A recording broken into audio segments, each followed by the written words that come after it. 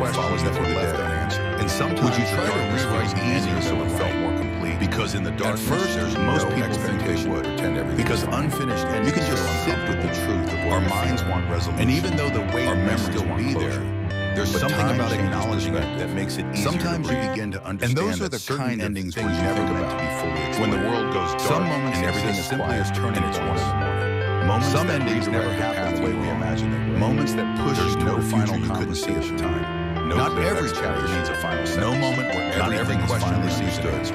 And sometimes the reason those endings just remain unsolved, just as because the story was never fully telling you the same direction. And some endings aren't the stakes; they're transitions. If you once you recognize that, would you go back? Stop trying to rewrite the past. Would you say the things you start learning from it? And those are the kinds of things that were left think about.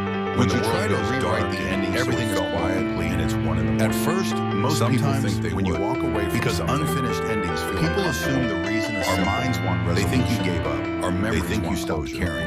But time changes. You just decided it. Sometimes you begin to understand that. But sometimes the reason never meant to be fully explained. Sometimes some moments exist simply as turning lessons. A realization that something wasn't wrong.